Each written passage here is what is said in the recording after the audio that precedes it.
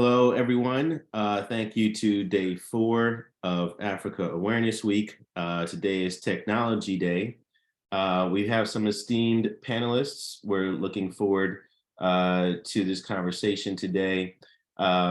Today's topic was really about the technological revolution in Africa, challenges and successes of the technological revolution. So many different ways we could have gone with this topic area, of course, but we really wanted to talk about biotechnology for today, and the advancements in the technological sciences. So we have 3 panelists. I'm going to go ahead and read their bios, and then each of them are going to do a presentation. This presentation is happening before Professor Ethell Vereen's class. Professor Vereen, before I read bios, I don't know if you wanted to share anything about your class, what you're studying, and just kind of do some overall table setting before our panelists begin their presenting their work.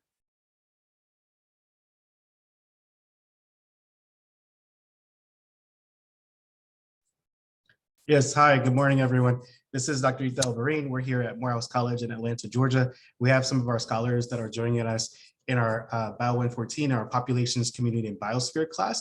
These are first year as well as second year scholars and students. We have scholars who are biology majors, scholars who are also in business and econ as well. So we have a nice diversity of scholars who are in the audience. And as well, these scholars, this semester, we've been working on a microbiome study where we've actually been investigating, the differences in the microbiome gut flora of the bean beetle, looking at virgin female beetles as well as the actual eggs, and sort of using bioinformatic techniques. And so we're very much interested in genomics, metagenomics, and biotechnology more broadly. So we are definitely very excited about this talk and to have our panelists join us and share their expertise. So thank you, John. Thank you, Professor Vereen. So I will go ahead and read bios for our 3 esteemed panelists. First, we have Dr. Adrienne Leussa. She's a native of Cameroon, but residing in South Africa. She's an accomplished professional with expertise in the life sciences and healthcare industry. She holds a PhD in biochemistry from Stellenbosch University and is completing an MBA from the University of Johannesburg, both in South Africa. She's fluent in English, French, and Portuguese. She has a deep understanding of various cultures and has gained extensive experience in navigating various academic environments across Africa. Dr. Leussa's career began as a research scientist, where she worked on various research and development projects for pharmaceutical and biotech applications. She has since held various roles in the industry, including lecturer, laboratory manager, technical sales professional, commercial lead, director for ecosystem partnerships, and non-executive board member of a biotech startup. As the founder and host of the Africa Biotech Conversations podcast, Dr. Leussa has developed a deep understanding of the challenges and opportunities in the industry, as well as the needs and priorities of key stakeholders. Dr. Leussa has spent 20+ years in stakeholder management across the life sciences and healthcare ecosystem and helped numerous organizations build and maintain effective relationships with key stakeholders, including customers, strategic partners, healthcare providers, regulators, patient advocacy groups, and other important groups. Dr. Leussa has since transitioned to consulting. She is the managing director of Sanilux Ltd. And Adrienne Leussa Consulting, a management consulting firm focused on helping companies in the life sciences and healthcare industry in Africa build and maintain effective relationships and partnerships with their key stakeholders. Her expertise in navigating complex regulatory environments, building trust, and developing deep relationships with stakeholders makes her an invaluable resource for companies looking to expand their presence in the African market. Welcome, Dr. Leussa. Next, we have Rose Hayeshi. Dr. Rose Hayeshi is an associate professor and director of the DSI's NWU preclinical drug development platform, North-West University, South Africa. She holds a PhD in biochemistry from the University of Zimbabwe. In 2010, she was appointed as a senior researcher at the Council for Scientific and Industrial Research. And in 2014, she joined the North-West University as an associate professor. In 2020, she was appointed as the director of the PCDDP. Her research interests are in preclinical testing for drug development and development of more transitional preclinical models. She works interdisciplinary and interinstitutional collaborative teams involved in different aspects of drug development. She has co-authored 27 publications and 2 book chapters. She is a member of the South Africa Young Academy of Sciences, a fellow of the Africa Science Leadership Program, and alumnus of the DAAD Dialogue of Innovative Higher Education Strategies Program. Her national standing was recognized as a finalist in the research category of the 2019/2020 NSTF South 32 Awards. Welcome, Dr. Rose Hayeshi. Last but not least, we have Dr. Seipati Poopedi.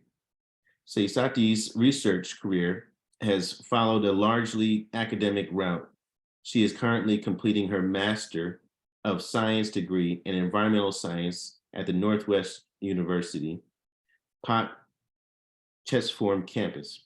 She is also a candidate scientist employed by the South African National Biodiversity Institute and is stationed at the City of Johannesburg's Water Management and Biodiversity Directorate. Her areas of expertise are water quality analysis, microbiology, molecular biology, and environmental science. Undergraduate studies and subsequent postgraduate studies with an honors in environmental science with aquatic ecosystem health allowed for the development of her research skills, including water quality analysis, aseptic microbial techniques, DNA extraction, PCR, meta-barcoding, testing of physicochemical parameters, data analysis, microscopy, activated sludge analysis, water sampling, and excellent scientific report writing. Above her academic accolades, Seipati is also an exceptional leader where she served as head girl of her high school, vice chairperson of the Council of Societies at NWU, and the Northwest Provincial Empowerment Lead for Young Water Professionals in South Africa. Seipati is currently part of the reigning champions for Wet Skills Challenge South Africa. Wet Skills is an international program. Welcome to our speakers. I think we were going to begin with Dr. Adrienne Leussa's presentation.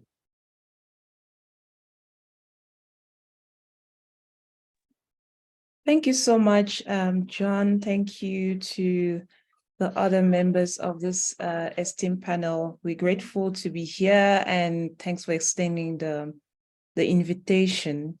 So I will speak to you guys on genomics in Africa, the current trends and prospects. Can you please confirm that you can see my screen so far? Yes, we can. Okay, perfect. Right. So, okay, there we go. Just checking. Right. So currently, genomics in Africa is being used to deal with some of the challenges that we have on the continent. And they are of various fold, but they can be grouped into loss of biodiversity, food insecurity and malnutrition, migration, and also health concerns. These applications usually will be relevant to human genomes, also genomic material from animals and plants, and not excluding those of microbes and pathogens.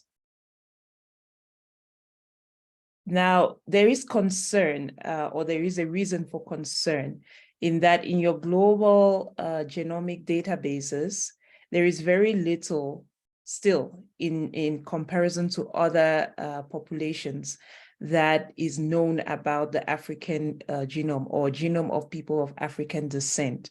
So there is a lot of activity now and interest in making sure that there is more data being generated about people of African descent, because it is well known from these published data that people of African descent are very, or genomics of people of African descent is very rich in diversity. And because so little is known, that diversity sometimes plays out in the fact that drugs are not as efficient in people of African descent as they have been shown to be in other populations that are a little bit more homologous than people of African descent.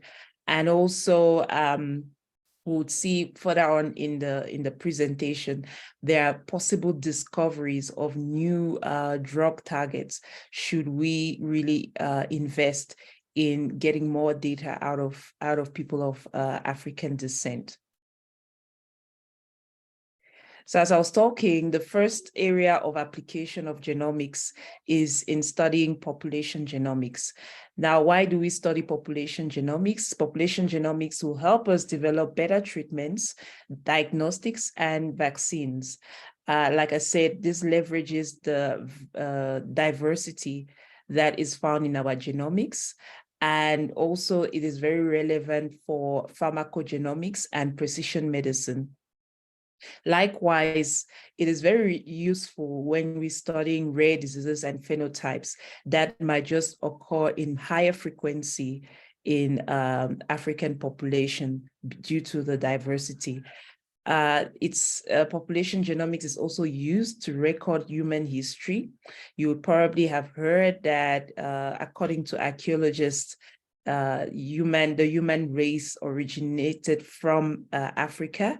So studying African population genomics can help us track back the history of mankind.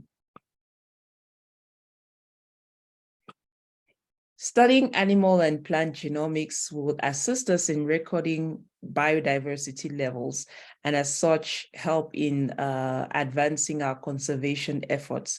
Because if we know the levels and we can track them, we can then, put in place measures to preserve biodiversity and really monitor how good those measures are actually doing, how efficient they are. And by characterizing microorganisms also in our biodiversity or in our environments, such as in the oceans, we are able to develop sustainable ways to use our marine resources, and prevent things like wildlife crime, wildlife trafficking in Africa. That's also very common. Genomics is also used to help in that effort. And genomics is also used to study indigenous knowledge, such as knowledge on traditionally sourced plant medicine and other indigenous use of plants. You would probably know Africa is very rich in biodiversity, and using genomics can really help to preserve this biodiversity, but also explore it for sustainable solutions to for global issues. Studying microbes and pathogens using genomics, like we would have probably all noticed during the COVID-19 pandemic, that genomics was a really powerful tool in helping us track the virus, in helping us characterize it and know that it was a novel variant, and being able to rapidly develop a vaccine and monitor, surveillance tactics to see where the virus was, how it was spreading and where it was spreading to. So all those things are all evidence of what you can do using genomics technology. Right, so sectors of interest where genomics can be applied or where genomics is currently being applied include academic research, biotechnology sector, clinical diagnostics, veterinary, food and beverage, agriculture, and pharmaceutical water utilities. I'm glad Seipati is here. She's going to give us some practical insight in how genomics is being used to manage issues around water.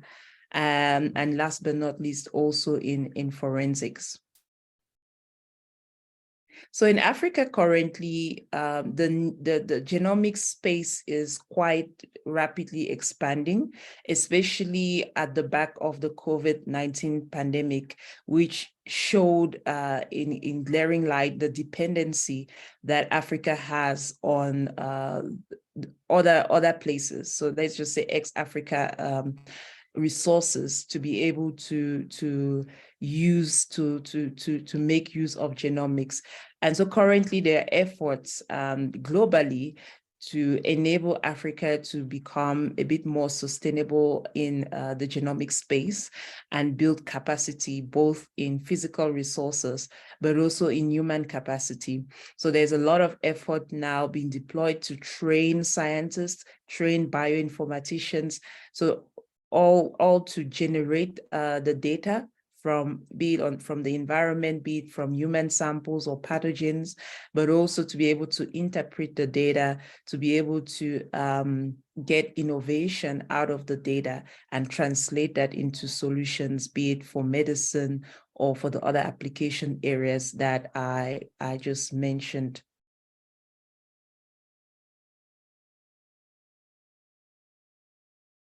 Okay. And so these are just some of the areas that we have identified that would really be great stimulus for the genomics revolution in Africa. As I've shown you, there is a lot to be earned or a lot to yield from exploring genomics in Africa, be it from the population or be it from the rich biodiversity that is harbored in Africa. So leveraging these stimulus will really bring about a genomics revolution, but that will not only benefit Africa, but the world at large. And we are already seeing some partnerships, be it locally, be it with non-governmental organizations, be it with industry, to enable this genomics revolution. So our focus areas in enabling the genomics revolution goes from generating ideas, so stimulus for innovation in ideation, but also right up to translating the ideas, the data into actual discovery that would enable prosperity across the globe. Yeah, so I'll keep it brief because we would like to take questions at the end of our presentation. But I'll end with this quote from Albert Einstein, that everybody is a genius, but if you judge a fish by its ability to climb a tree, it will live its whole life believing that it's stupid. And that is just to bring to mind that the applications of genomics in the West are well ahead of the applications or the use of genomics in Africa, but that does not discount the fact that we need to contextualize the technology to Africa and make sure that we are actually bringing up African scientists that can contribute in their own right to this, this very useful technological field. So on that note, I will pass back the virtual mic to John. Thank you, Adrienne. So I think we have our next speaker ready to go. Is that Dr. Rose Hayeshi? Yes, okay. So while I set myself up here, just to also say thank you very much for this opportunity to present during this week and also to the students.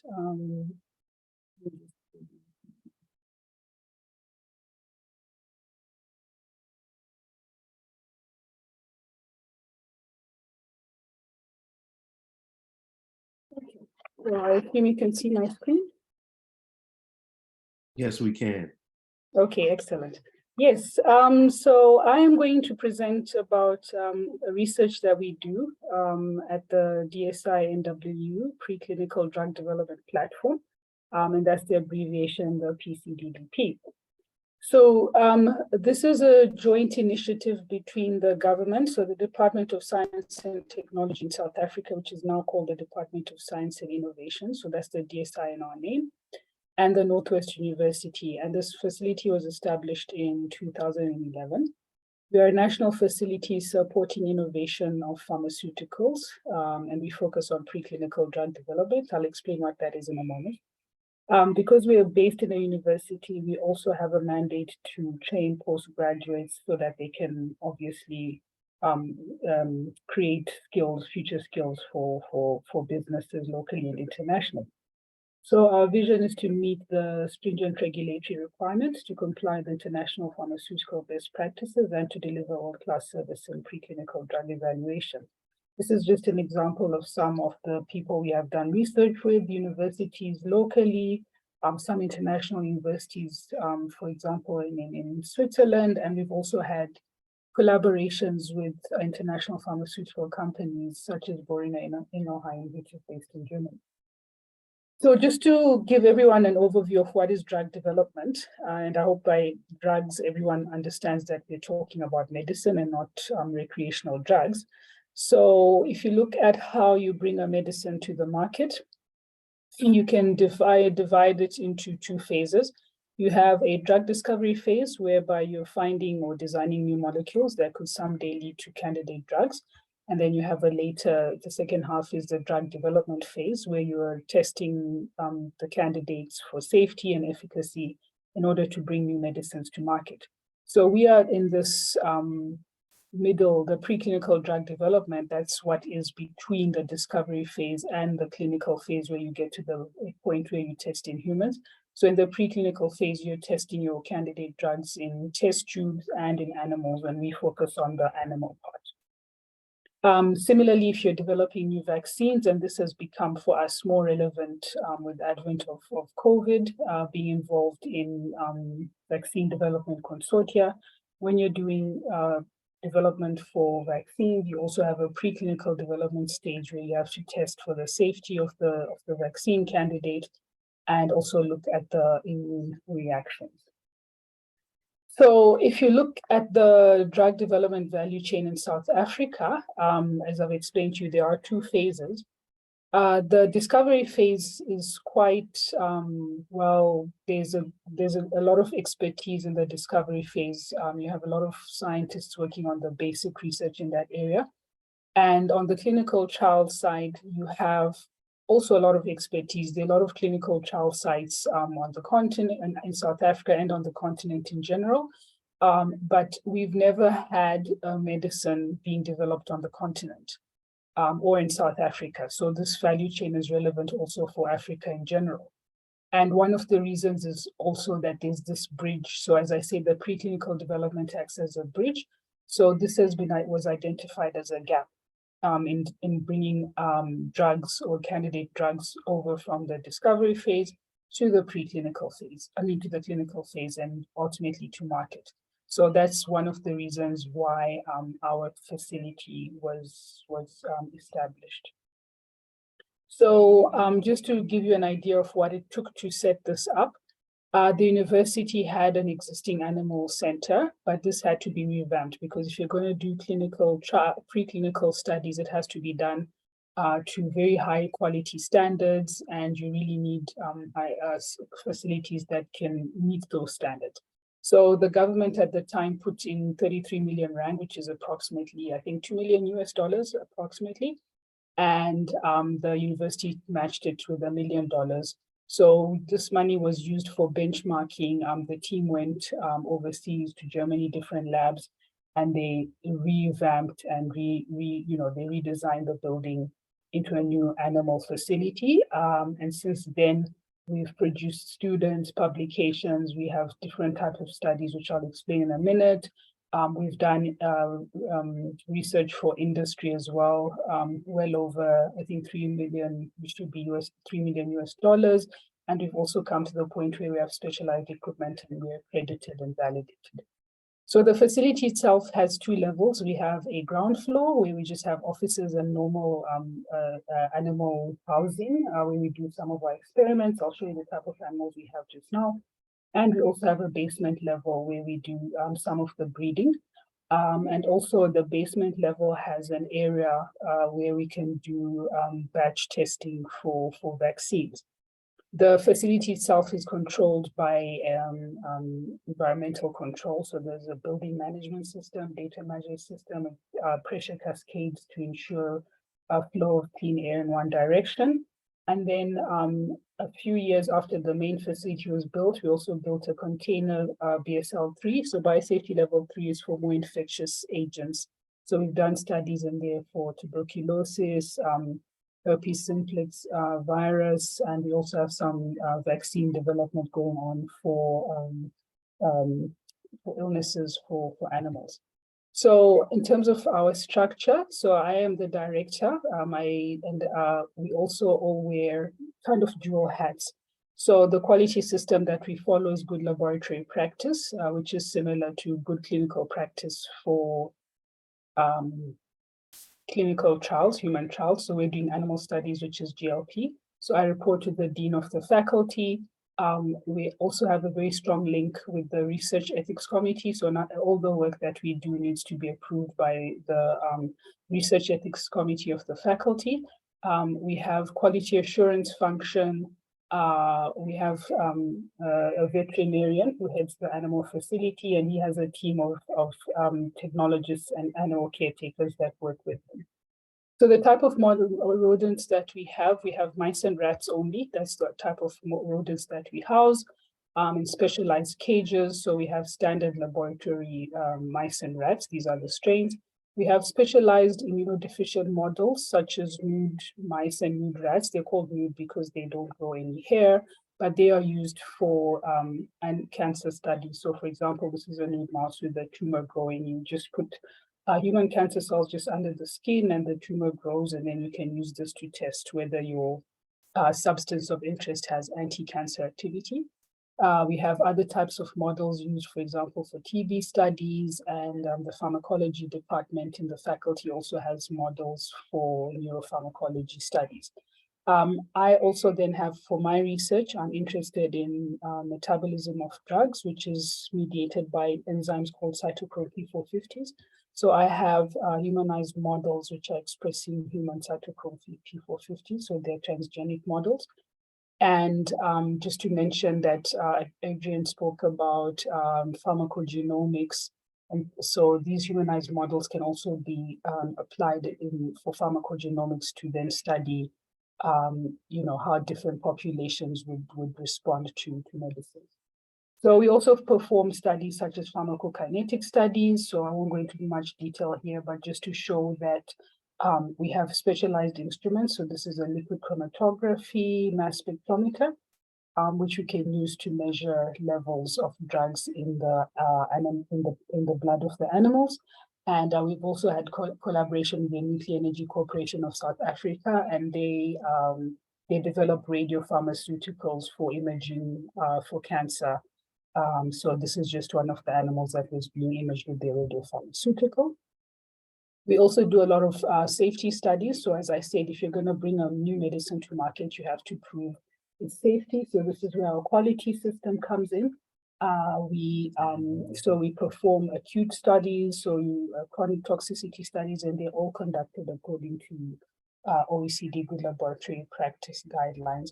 We also have specialized safety studies such as safety pharmacology, reproductive toxicity studies.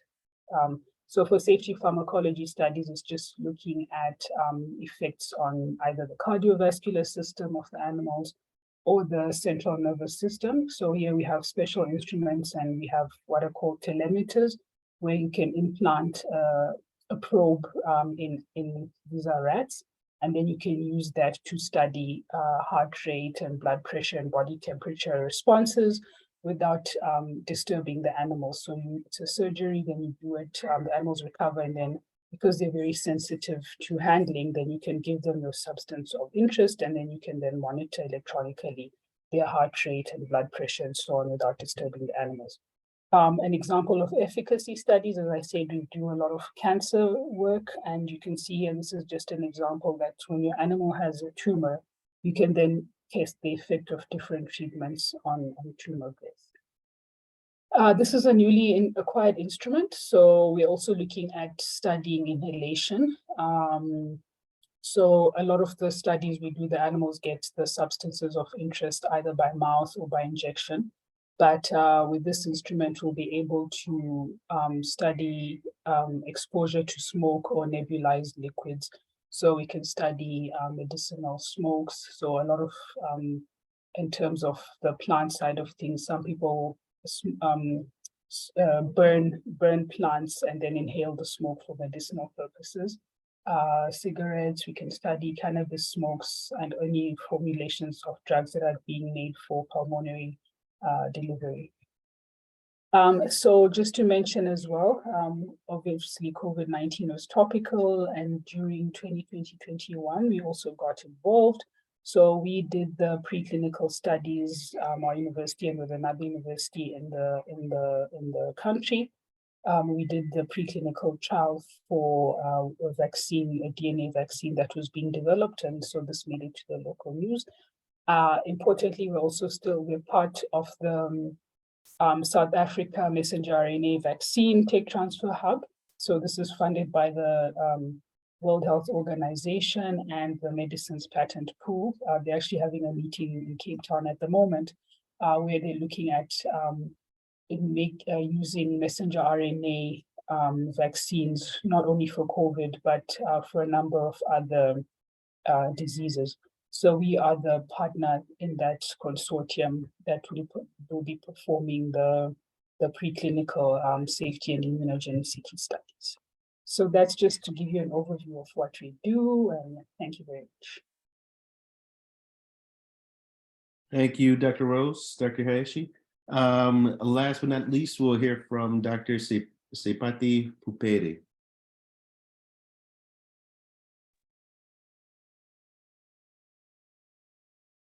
Thank you, John. Not yet Dr. Poopedi, but appreciate it.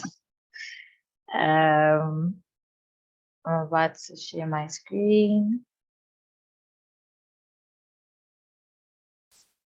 Can everybody see my screen? Yes, we can. Okay.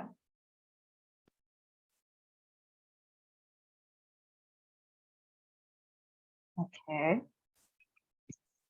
Good afternoon, everyone. I'm Seipati Poopedi. I am a master's candidate at the North-West University, and I'm under the Unit for Environmental Sciences and Management. My project that I'm working on is titled A Microscopic and Metabolic Coding Catalog of Activated Sludge, under the supervision of Dr. Malale Tom.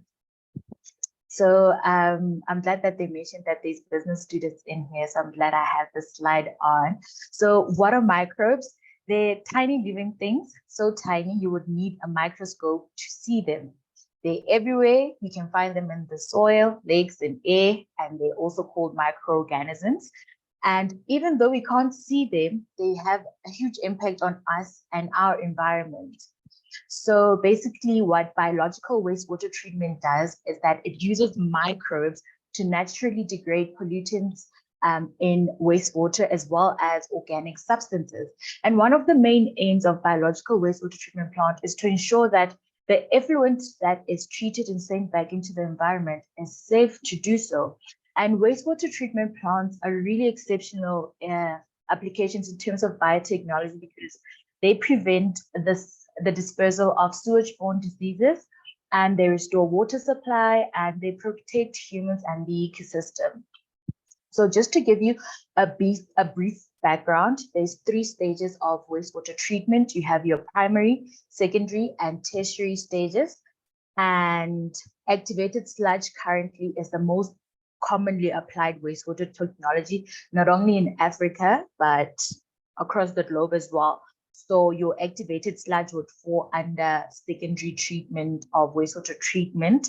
And you would have your inflow of your wastewater, and solids are separated and it's aerated. You add oxygen to the system, so the oxygen is actually food for the microorganisms. Those microorganisms remove contaminants, and that goes into a final settling tank, and the supernatant is discarded, and you would add chlorine to disinfect, and that is what your effluent is, and that's what goes into the environment. So this is where the magic happens, and that's what an aeration tank looks like. So the motivation of study was basically, in South Africa, we've got a green drop certification program. So it's an incentive-based program where it seeks gradual and sustainable improvement of wastewater management. This was because a lot of water resources in South Africa are polluted due to poor operation of wastewater treatment plants. And a lot of wastewater treatment plants also don't meet the effluent discharge standards. They are not complying. And this is an outdated report. There's currently a new one for 2022. I will update that in the slides that I will share. And out of the report, only 60 were awarded the green drop, which means that it was satisfactory and they achieved over 90%. But 248 of those wastewater treatment plants were in critical state and they had exceptional poor performance. So this is a cause for concern, because another motivation is our Sustainable Development Goal number 6 from the United Nations, which is that more than 80% of wastewater from human activities is discharged into the rivers and seas without pollution removal. So you should ask yourself, what happens to that water that is discharged? So that treated effluent, if it's not complying, it goes to a receiving water body, and those pathogens find themselves in our environment. So there's technologies that we can use to assist in wastewater treatment operations. One of those is microscopy, and the other is metabolic coding. So with microscopy, we can assess the performance of an aeration tank through filament identification. Filaments are basically microorganisms that grow in filaments, so they form a filament, and a filament index and the flock structure. And we're able to identify these microorganisms that play a key role in wastewater treatment, as well as their seasonal variations. And with metabolic coding, we use a marker-based approach. So for example, if you're looking at bacteria specifically, you would use the 16S RNA gene, and we use that for biodiversity assessment. And with metabolic coding, we can also pick up antibiotic-resistant genes and other pathogenic bacteria in wastewater effluent, contrary to routine analysis that does not account for these. So these are my research objectives as well as my research aim. I am trying to establish a standard microscopic and metabolic coding database of activated sludge that can be used to assist in the optimization of the design and operation of activated sludge plants. I have 4 specific objectives, and I'll discuss them as I go. So this is the methodology. So I would go to a wastewater treatment plant, and this is where I collect my samples from the aeration tank, and I perform physical parameters testing on site, because obviously microorganisms are affected by the environmental parameters around them. So you would test your temperature, your TDS, your pH, to account for the conditions in which you took the time when you were sampling, the conditions which the microorganisms were in. So you would place that on ice, transport that to the laboratory. And when you get to the laboratory, you do a sludge volume index. It shows you the settling properties of activated sludge. You'll prepare your slides, use gram staining, nasal staining, sulfur storage test. Those will help you to characterize your microorganisms. And you do eDNA extraction and metabolic coding, and you'll do your bioinformatic analysis. So eDNA, you take samples directly from the environment and extract DNA from that. So there's no culture-based methods. So you're not being biased. You're taking exactly what is in the environment and reporting directly on that. So my first objective was to write a structured review to see how is there any sludge monitoring databases. So I did 2 separate searches, so one for microscopy and one for metabolic coding, because these are 2 very different methodologies. They on the end spectrum. So when you conduct a literature search for both, you get nothing. But when you conduct one for microscopy and one for metabolic coding, you get the results. And I consolidated that, and I accounted for almost 900 articles. And out of those 900 articles, I think only about 8 accounted for studies done in South Africa particularly. And my second objective was to characterize the influent and effluent for selected physical-chemical parameters so that I could test the efficiency of the activated sludge process where I am sampling. So basically, influent is what is coming in, activated sludge is what is happening in the wastewater treatment plant, and effluent is what is going out into the environment. And as expected, this is a snippet from one of the sampling dates in May 2021, where the effluent did not meet discharge standards. So these are the discharge standards for South Africa for your COD and nitrate. And what does this tell us? The activated sludge process is not efficient. So we need to optimize that. So my third objective was characterizing the activated sludge through microscopy, physical parameters, and studying the microbial dynamics through NGS. And this is the SBI. And you would see that, which is like scum formation, and you actually don't want that. And this test and the number that you get there is able to tell you what is actually happening, and it is a reflection of what is happening in the lab as well. And my fourth objective was to compile a catalog of microbial dynamics based on NGS data and microscopy. So basically this catalog is me creating a database of all the microscopic images that I've acquired. I think I have 4,000 of them, and all the microorganisms that I've identified, the filamentous bacteria. So I've identified 13 in my project, and this is what some of them look like. So this is what you would see in the catalog. It's finally, I'm in the final stages of the catalog. The website is already up and running, so it would be open access to anyone who'd like to identify their microorganisms after performing the test. It's got an SOP on how to do all the tests as well. And this is some of the very beautiful microorganisms that you find in activated sludge, as well as the metabolic coding catalog. So obviously you've got your DNA and you've already sequenced everything, and it actually tells you which microorganisms are more abundant, least abundant, and all the sequences that were generated from the study will be deposited into NCBI, and that will also be on the website. And basically, any wastewater treatment personnel that needs to optimize their wastewater treatment plant can use this catalog and use it as a reference for whatever test that they're doing, and reference images, and there's an SOP within. And with all of that being said, those are my references, and thank you very much. Awesome. Thank you, Seipati. We've got about 15 minutes now for Q&A. So Professor Vereen, I don't know if you want to take it away.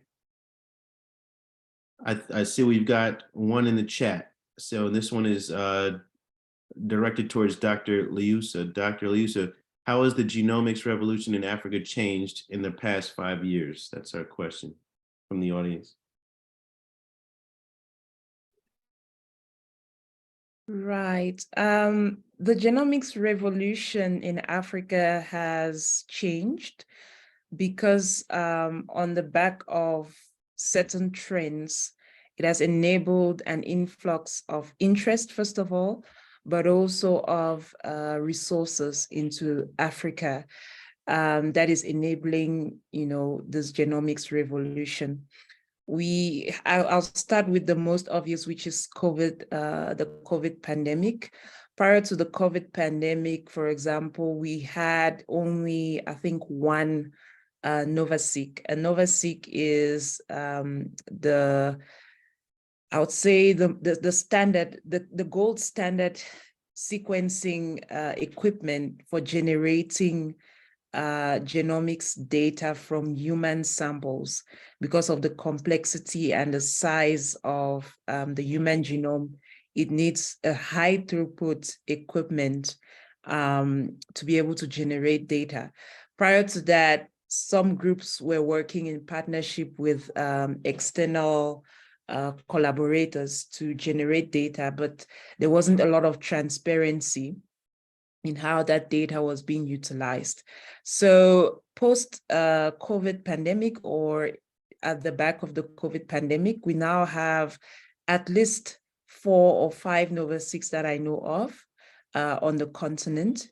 And various groups are being trained on how to use this instrument, which says that in the next couple of years or so, the data generation from Africa will definitely be exponentially higher than it has been in the past. There's also something to be said about the distribution of capabilities. In the past, it was pretty much in South Africa, to a certain extent, Kenya, maybe Nigeria. But now we are seeing other countries in other regions that are also getting capacity in terms of, both resources in infrastructure, but also in human capacity to be able to carry out genomics research, generate data, analyze data. And last but not least is also the regulatory environment that is getting more and more mature to accommodate, the sensitivities around doing genomics work. There's a lot that is being done around policies to enable, data security, to enable bioethical considerations and other sensitive issues that need to be in place, not only to safeguard the investments that are coming into the space, but also putting guardrails around the kind of research and output that can be done and those that shouldn't be done on the continent, and protecting the intellectual property of Africa, of Africans, and just making sure that there is a give back model in whatever investment or research that is being done, that is a give back model where Africans get to benefit from the output. Because in the past, it's been that samples were being shipped out of Africa, but the output of that really didn't get back to Africans. So with having these capabilities, having the regulatory frameworks, and having Africans steering the wheel, so to speak, of the genomics revolution, I think the last 5 years and possibly the next 5 years will definitely see exponential growth in the space. I hope I've satisfactorily answered the question. Yes, you did. There was a follow-up question about what will happen in the next 5 to 10 years, but I think you did speak to that. So we're going to the next question. This is for Dr. Hayeshi. Do you remember a specific experience of where you wished that your organization had done something differently in this area? Or do you remember something that you or your organization has done that you wish everyone was doing, or was more widely published or disseminated to tout the work that's being done on the continent? Okay, that's a mouthful. Let me see. So a specific experience of where I wish that we had done something differently. I would say that probably being more, because we're in the middle, as I said, we're kind of connecting the bridge. We really cannot function without a pipeline of products coming through. And it really helps if we have a partner to pass the products on. So what I'm working on, as I took over as the director in 2020, And what I'm working on is improving partnerships, so ensuring that we are part of ecosystems in terms of the complete value chain, so that we have continuous pipeline of drug development products coming through. And because we will then have a clinical partner on the other side, then the products can be passed through to the clinical partner.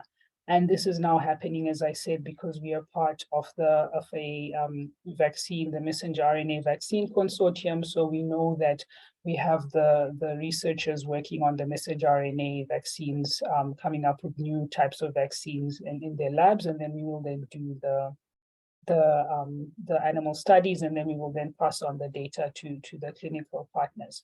So I think that is something that we need to do more of in our area. And then in terms of being more widely published or disseminated to tout the work being done on the continent, I really think that very few people are aware of what is required to bring a medicine to market, and also the cost. So it can be billions of US dollars, the cost that is required to bring a medicine to market, and the nature of the teams required. So what happened with COVID was, because Africa was not, it was each man for himself. So Africa was left in a position where they did not have enough vaccine coming in. And it just highlighted the need for us to develop our own medical products. But with that, we need to then think about what are the investments that need to go in, what are the type of skills that are required to ensure that we have the necessary teams to bring products from bench to bedside, as they say, and of course the huge amount of investment that would be required financially. So I think for me, it needs to be more. There is a lot of work happening on the continent, but there are a lot of silos. So amongst ourselves, I think there are a lot of initiatives where people are trying to come together to build these improved partnerships so we can get products through. But also, we also then are able to function in international consortia, not just locally. So the skills are there. We just need to strengthen the ecosystems. I don't know if the next question is for me or somebody, any panelist. Okay. Yeah, the next question looks like it's going to be posed to all three of you all, so I'll just read it out loud. What is the future of genomics research, and how do you think it will continue to revolutionize our understanding of biology and improve human health? I'll take that one. So in terms of the future of genomic research, particularly in Africa, it's fast growing on a very fast pace. It's ongoing. Like Prof. Rose said, we do have the capacity and we do have the knowledge, but the problem is that we're working in silos. So in terms of the future, so more collaborations. If there's more collaborations, there's definitely room for growth and room for expanding and building more capacity, because there's a lot of young people, especially in the context of South Africa, a lot of young graduates that are scientists and are unemployed. So by building capacity, we increasing more of our genomic knowledge or our space in the biotechnology space, and that will really revolutionize our understanding of what biology is. I mean, biology affects everyone. Microorganisms are everywhere. Your health, the drugs that you take, it's all biology, and it affects you on a daily basis. And the more knowledge that you have, the more you can contribute to this kind of research. Thank you. Maybe just to add to what Seipati just shared is also the aspect of the future. The future is going to move away from just understanding genomics. So we are going to move away from just reading the genome and getting, to know our genomics data, and rather towards writing.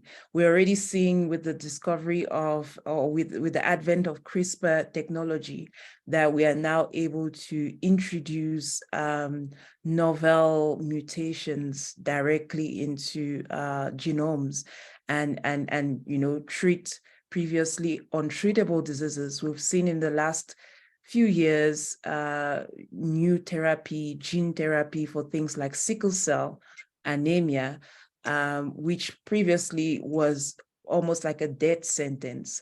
But now we are able to edit our genome and be able to have in things that were not naturally in.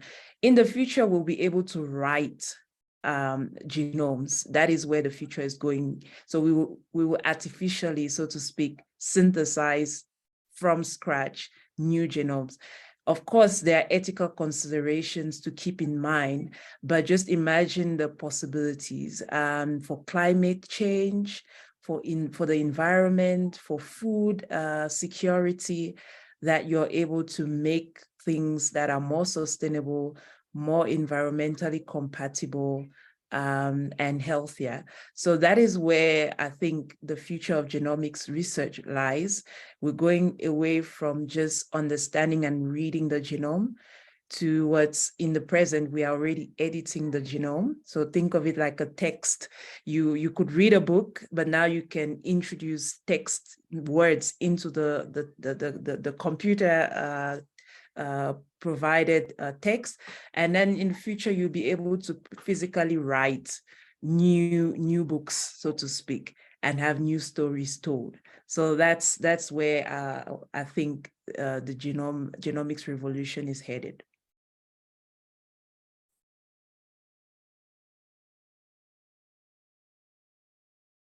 Anything from you, Dr. Hayeshi? No, I think my co-panelists have given great answers. Thank you. Yeah, so I think we have time for maybe one more question. I know students are needing to leave very shortly. Dr. Vereen looks like he's indicating no more questions, and I think students are having to leave anyhow. So thank you all for your time today. This has been Africa Awareness Week 2023's technology panel on biotechnology. I just want to share that all information will be up on our website at africa-awareness.org. A number of students are asking about, internship, fellowship opportunities, things of that nature, how they can follow up with you all and continue to look into your work. So we will on the website have clickable icons where,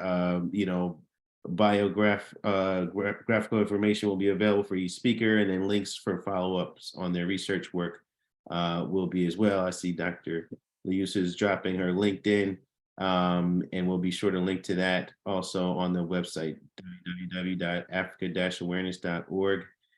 So thank you all. And I know that students have to get on to Crown Forum. I remember what that was like. So I imagine the room is emptying already as we speak. Thanks everyone for your time, and looking forward to the follow-up from these panels. Again, these are not one-off things. These are ongoing engagement efforts. So thank you all. Thank you for having us. Thank you very much. Thank you for the opportunity.